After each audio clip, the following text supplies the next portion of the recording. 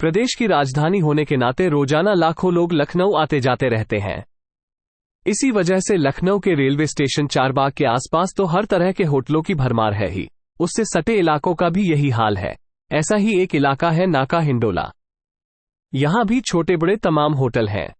नाका हिंडोला के मोहल्ला विजयनगर में गुरुद्वारे के पीछे एक होटल है, सिंह होटल एंड पंजाबी रसोई। 16 सितंबर की सुबह 11 बजे के आसपास होटल का कर्मचारी मोहन बहादुर बेसमेंट में बने कमरों की ओर गया तो गैलरी में उसे एक बच्चा रोता हुआ दिखाई दिया। वो लपक कर बच्चे के पास पहुंचा। बच्चा 4 साल के आसपास रहा होगा। उसने उसे गोद में उठाकर पुचकारते हुए पूछा, क्या हुआ बेटा, मम्मी ने मारा क्या? नहीं, मम्मी ने नहीं मारा, मम्मी को पापा मारकर भाग गए। बच्चे ने कहा, मारकर कहां भाग गए पापा? मोहन ने पूछा तो बच्चा रोते हुए बोला, पता नहीं। मोहन बहादुर को पहले लगा कि पति पत्नी में मारपीट हुई होगी या हो रही होगी, इसलिए बच्चा रोते हुए बाहर आ गया होगा। लेकिन अब उसे मामला कुछ और ही लगा, इसलिए उसने पूछा, मम्मी कहाँ है? वो बाथरूम में पड़ी है। बच्चे ने कहा, तुम किस कमरे से बाहर आए हो? मोहन ने जल्दी से पूछा तो बच्चे ने कमरा नंबर 102 की ओर इशारा कर दिया। मोहन बच्चे को गोद में लिए कमरे के अंदर बने बाथरूम में पहुंचा तो वहां की हकीकत देखकर परेशान हो उठा। बाथरूम में एक महिला की अर्धनग्न लाश पड़ी थी। बच्चे ने उस लाश की ओर अंगुली से इशारा करके कहा, यही मेरी मम्मी है, पापा इन्हें मारकर भाग गए हैं। लाश देखकर मोहन बच्चे को गोद में उठाए लगभग भागते हुए होटल के मैनेजर रामकुमार के पास पहुंचा। उसने पूरी बात उन्हें बताई तो होटल में अफरा-तफरी मच गई। होटल के सारे कर्मचारी इकट्ठा हो गए। मैनेजर रामकुमार ने स्वयं कमरे में जाकर देखा। लाश देखकर उनके भी हाथ पांव फूल गए। उन्होंने तुरंत होटल मालिक राजकुमार और स्थानीय थाना नाका हिंडोला पुलिस को घटना की सूचना दी।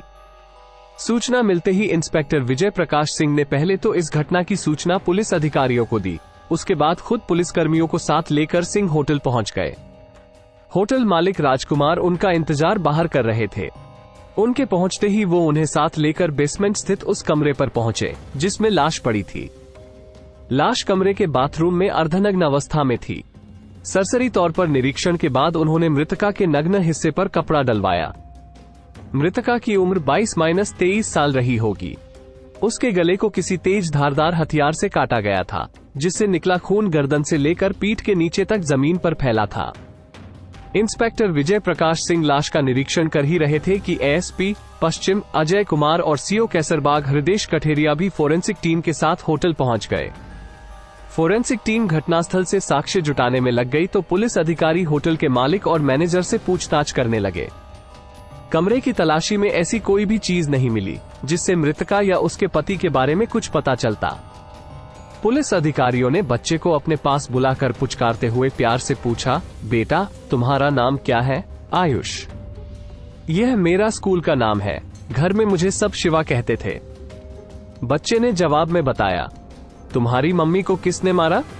पापा ने मारा है। पापा ने मम्मी को कैसे मारा? एएसपी अजय कुमार ने पूछा तो बच्चे ने कहा, पहले तो पापा ने मम्मी को खूब मारा। मम्मी खूब रो रही थी, फिर भी पापा उनको मारते रहे। पापा उन्हें मारते हुए बाथरूम में ले गए, वहीं मम्मी बेहोश हो गई। मम्मी को मारते देख मैं जोर जोर से रो रहा था। पापा ने मुझे गोद में उठाया और बिस्तर पर लिटा दिया। कुछ देर में मैं सो गया। सुबह उठकर देखा तो मम्मी मर चुकी थी। पापा नहीं दिखाई दिए तो मैं रोने लगा। रोते हुए कमरे से बाहर आया तो अंकल ने मुझे गोद में ले लिया। पुलिस अधिकारियों ने बच्चे को एक महिला सिपाही के हवाले करके उसे बच्चे को कुछ खिलाने पिलाने को कहा। इसके बाद होटल के मैनेजर रामकुमार से मृतका के बारे में पूछताछ की गई तो उसने बताया, कल यानी 15 सितंबर की रात 11 बजे एक आदमी पत्नी और बेटे के साथ आया था। उसने अपना नाम बबलू, पत्नी का सीमा और 4 वर्षीय बेटे का नाम आयुष उर्फ शिवा बताया। कमरा मांगने पर मैंने उससे आईडी मांगी तो उसने अपना आधार कार्ड दिया। तब काफी रात हो चुकी थी, इसलिए उसकी फोटोकॉपी नहीं हो सकती थी, इसलिए मैंने उसका आधार कार्ड रख लिया और उसे कमरा नंबर 102 की चाबी दे दी। होटल का वेटर उसका सामान लेकर उसे कमरे तक पहुंचाने गया। कमरे में जाने के कुछ देर बाद बबलू चारबाग गया और वहां से खाना ले आया। सुबह 6:30 बजे बबलू ने मेरे पास आकर कहा कि मुझे आधार कार्ड की जरूरत है, इसलिए आप मुझे मेरा आधार कार्ड दे दीजिए। थोड़ी देर में दुकान खुल जाएगी तो मैं फोटोकॉपी करा कर दे दूंगा। चिंता की कोई बात नहीं, मेरी पत्नी और बच्चा होटल में ही है। मैंने आधार कार्ड दे दिया तो वो कमरे में गया और अपना बैग लेकर चला गया। उसकी पत्नी और बच्चा होटल में ही था, इसलिए मैंने सोचा वो लौट कर आएगा ही, लेकिन वो लौट कर नहीं आया। जब आयुष रोता हुआ कमरे से बाहर आया तो पता चला कि वो पत्नी की हत्या करके भाग गया है। बबलू भले ही आधार कार्ड लेकर चला गया था, लेकिन उसका नंबर, उस पर लिखा पता और मोबाइल नंबर होटल के रजिस्टर में लिख लिया गया था। पुलिस ने उसका आधार नंबर, पता और मोबाइल नंबर नोट कर लिया। इसके बाद घटनास्थल की कार्रवाई निपटाकर लाश को पोस्टमार्टम के लिए मेडिकल कॉलेज भिजवा दिया गया। थाना नाका हिंडोला के थाना प्रभारी विजय प्रकाश बच्चे को साथ लेकर थाने आ गए और होटल मालिक राजकुमार की ओर से मृतका सीमा के पति बबलू के खिलाफ हत्या का मुकदमा दर्ज करा दिया। रिपोर्ट दर्ज करने के बाद पुलिस ने होटल में दर्ज आधार कार्ड के पते और मोबाइल नंबर की जांच कराई तो दोनों फर्जी निकले। आधार कार्ड के अनुसार बबलू का पता आरजेड 30, स्मितापुरी, पार्क रोड, नई दिल्ली लिखा था, जो फर्जी पाया गया। आधार कार्ड के नंबर में 2 अंक गलत थे। कमरे में ऐसा कुछ भी नहीं मिला था जिससे हत्यारे के बारे में या मृतका के बारे में कुछ पता चलता। आयुष के माता पिता स्कूल से कुछ दूरी पर सीतापुरी कॉलोनी में अवधेश के मकान में किराए पर कमरा लेकर रहते थे। पुलिस टीम ने अवधेश से पूछताछ की तो पता चला कि उसके किराएदार का नाम बबलू नहीं बल्कि मणिकांत मिश्रा है और वो गोरखपुर के थाना सहजनवा के मोहल्ला डुगडुया का रहने वाला है। उसके पिता का नाम विश्वंभरनाथ मिश्रा है। सीमा उसकी ब्याहता पत्नी नहीं थी बल्कि दोनों लिव इन रिलेशन में रहते थे। पुलिस टीम ने दिल्ली से ही इंस्पेक्टर विजय प्रकाश को फोन करके सीमा के असली हत्यारे का नाम पता बता दिया। इसके बाद विजय कुमार ने दूसरी पुलिस टीम गोरखपुर भेज दी। 19 सितंबर को गोरखपुर गई पुलिस टीम ने स्थानीय पुलिस की मदद से मणिकांत के घर छापा मारा तो वो घर पर ही मिल गया। पूछताछ में उसने न केवल सीमा की हत्या का अपना अपराध कबूल कर लिया बल्कि हत्या में प्रयुक्त सब्जी काटने वाला चाकू भी बरामद करा दिया। पुलिस टीम मणिकांत को गिरफ्तार करके लखनऊ ले आई। थाने में की गई पूछताछ में मणिकांत ने सीमा की हत्या की जो कहानी सुनाई वो कुछ इस प्रकार थी। उत्तर प्रदेश के जिला गोरखपुर के थाना पिपराइच के पुखरभिंडा गांव में रहता था कमल सिंह। उसके परिवार में पत्नी और एक ही बेटी थी सीमा। वो अपराधी प्रवृत्ति का था, इसलिए पत्नी और बच्चों पर खास ध्यान नहीं देता था। वैसे भी वो ज्यादातर जेल में ही रहता था, इसलिए पत्नी और बेटी अपने मन की मालिक थीं। सीमा खूबसूरत भी थी और महत्वाकांक्षी भी। वो जवान हुई तो उसकी खूबसूरती लोगों की आंखों में बैठ गई। उसे जो भी देखता ही रह जाता। जिसका बाप अपराधी हो उसके घर का माहौल तो वैसे भी अच्छा नहीं होता क्योंकि उसके साथ उठने बैठने वाले कोई अच्छे लोग तो होते नहीं। कमल के यहाँ भी उसी के जैसे लोग आते थे। जवान बेटी को ऐसे लोगों से दूर रखना चाहिए, लेकिन कमल को इस बात की कोई चिंता ही नहीं थी। वो सभी को घर के अंदर ही बैठाता था। बदमाश प्रवृत्ति का व्यक्ति किसी का नहीं होता, इसलिए उन सब की नजरें कमल की जवान बेटी पर जम गई थी। और यदि वो सीमा की शादी इस लड़के से कर देता है तो उसे अपने पास से एक पैसा खर्च नहीं करना पड़ेगा। इतना ही नहीं बल्कि वो चाहे तो इस लड़के से कुछ पैसे भी ले लेगा। लड़का उसे पसंद था, इसलिए उसने कहा, सीमा की शादी तो मैं तुमसे कर दूंगा, लेकिन कुछ देने के बजाय मुझे तुमसे कुछ चाहिए। लड़का भी सीमा के लिए बेचैन था, इसलिए उसने कहा, चाचा जी, मैं सीमा के लिए अपना सब कुछ आपको दे सकता हूँ। मुझे तुम्हारा सब कुछ नहीं चाहिए। सब कुछ दे दोगे तो मेरी बेटी को खिलाओगे पिलाओगे कहाँ से? मुझे कुछ रुपए चाहिए, क्योंकि मेरे ऊपर काफी कर्ज हो गया है। वो लड़का कमल द्वारा मांगी गई रकम देने को तैयार हो गया तो उसने सीमा का विवाह उस युवक से करा दिया। सीमा पिता के घर से ससुराल पहुंच गई।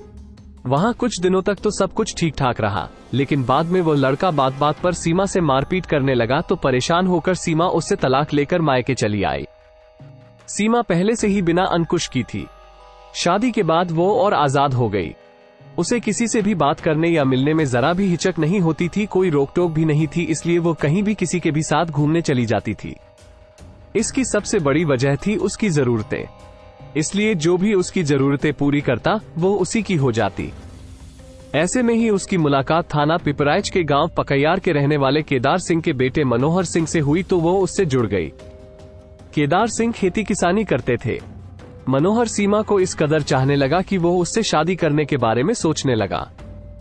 मनोहर ने अपने पिता केदार सिंह से शादी के लिए कहा तो उन्होंने मना कर दिया। लेकिन मनोहर ने जिद पकड़ ली कि वो शादी करेगा तो सीमा से ही करेगा, अन्यथा कुंवारा ही रहेगा। तब मजबूर होकर केदार सिंह को झुकना पड़ा।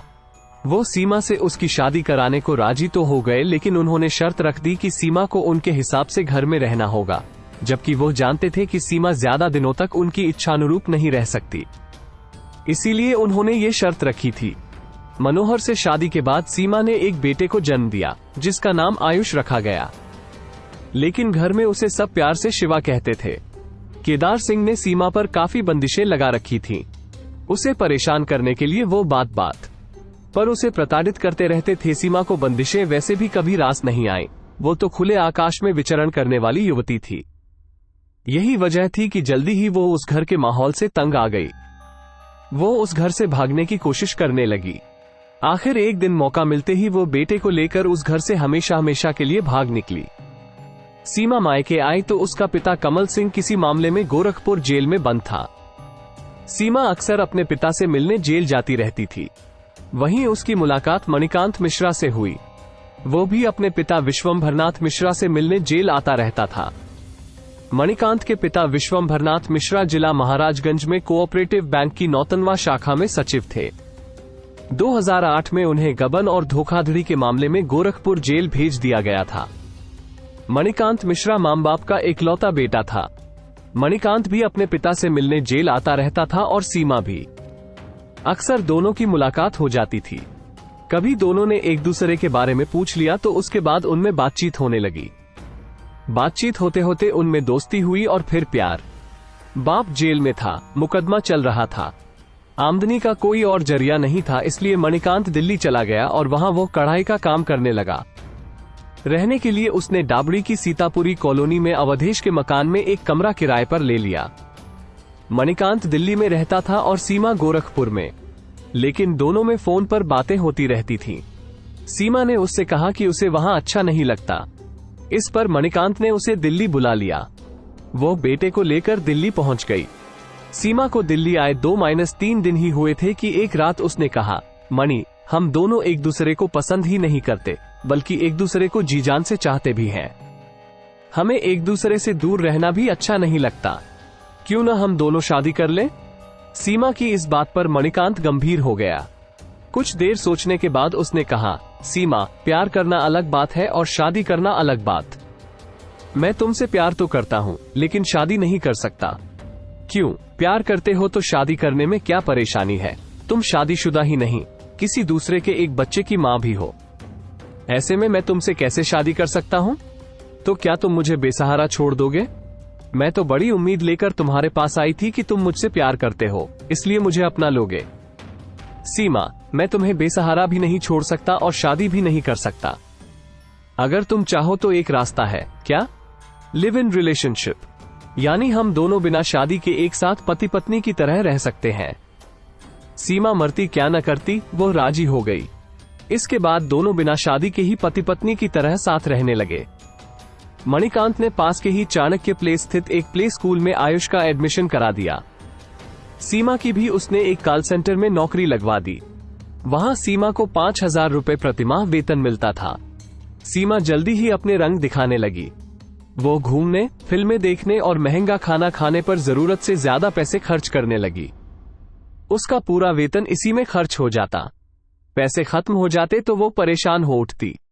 तब वो आस पड़ोस से उधार लेने लगी। उन पैसों को भी वो अपने शौक पूरा करने में उड़ा देती। उधार देने वालों के पैसे सीमा वापस न करती तो वे मणिकांत से पैसे मांगते। सीमा की इन हरकतों से मणिकांत परेशान रहने लगा। उसने सीमा को कई बार समझाया, लेकिन उस पर कोई असर नहीं हुआ। धीरे धीरे उसे सीमा के चरित्र पर भी शक होने लगा, क्योंकि सीमा हर किसी से इस तरह खुलकर बात करती थी जैसे वो उसका बहुत खास हो। इसके अलावा उसे लोगों से पैसा भी बड़े आराम से उधार मिल जाता था। इससे मणिकांत को लगने लगा कि सीमा ने ऐसे लोगों से संबंध बना रखे हैं। इन्हीं बातों को लेकर दोनों के बीच आए दिन झगड़ा होने लगा। हद तब हो गई जब सीमा मणिकांत पर दबाव बनाने लगी कि वो गोरखपुर की अपनी सारी संपत्ति बेचकर दिल्ली में एक अच्छा सा मकान लेकर यहीं रहे। मणिकांत सीमा की हरकतों से वैसे भी परेशान था। जब वो उस पर संपत्ति बेचने के लिए ज्यादा दबाव बनाने लगी तो वो सीमा से छुटकारा पाने के बारे में सोचने लगा। उसे पता था कि यह औरत सीधे उसका पीछा नहीं छोड़ेगी, इसलिए उसने उसे खत्म करने का विचार बना लिया। पूरी योजना बनाकर उसने सीमा से गोरखपुर के अपने गांव चलने को कहा तो वो खुशी खुशी चलने को तैयार हो गई। 15 सितंबर की दोपहर मणिकांत ने सीमा और आयुष को साथ लेकर लखनऊ जाने के लिए गोमती एक्सप्रेस पकड़ी। रात 10 बजे वह लखनऊ के चारबाग स्टेशन पर उतरा। उसने सीमा से कहा कि इस समय गोरखपुर जाने के लिए कोई बस या ट्रेन नहीं मिलेगी, इसलिए आज रात यहीं किसी होटल में रुक जाते हैं। सीमा क्या कहती, वो होटल में रुकने को तैयार हो गई। रिक्शे पर बैठकर उसने रिक्शे वाले से किसी छोटे और सस्ते होटल में चलने को कहा। रिक्शे वाला तीनों को नाका हिंडोला थाने के विजयनगर स्थित सिंह होटल एंड पंजाबी रसोई ले गया। वहां मणिकांत ने होटल के रिसेप्शन पर बैठे मैनेजर रामकुमार से एक कमरे की डिमांड की तो उसने उससे आईडी मांगी। मणिकांत ने सुबह को आईडी की फोटोकॉपी देने को कहा। तब उसने उसका आधार कार्ड लेकर उसका नंबर, मोबाइल नंबर और पता दर्ज कर लिया।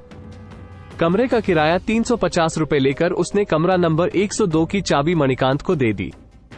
वो सीमा और आयुष को लेकर कमरे में चला गया। सीमा और आयुष को कमरे में छोड़कर मणिकांत चारबाग गया और वहां किसी ढाबे से खाना ले आया। खाना खाकर वो सीमा से बातें करने लगा। तभी किसी बात पर उसकी सीमा से बहस हो गई तो वो सीमा को पीटने लगा। सीमा जोर जोर से रोने लगी। मां की पिटाई और उसे रोता देखकर मासूम आयुष भी रोने लगा। मणिकांत सीमा की पिटाई करते हुए उसे बाथरूम में ले गया। वहां उसने उसे इस तरह पीटा कि वो बेहोश हो गई। उसे उसी हालत में छोड़कर वो आयुष के पास आया और उसे बिस्तर पर लिटाकर किसी तरह सुला दिया। इसके बाद उसने घर से बैग में रखकर लाया सब्जी काटने वाला चाकू निकाला और बाथरूम में बेहोश पड़ी सीमा का बेरहमी से गला काट दिया, जिससे उसकी मौत हो गई। रात भर वो उसी कमरे में रहा। सवेरा होने पर उसने मैनेजर से अपना आधार कार्ड लिया और बैग लेकर निकल गया। होटल से निकलकर वो गोरखपुर स्थित अपने घर चला गया।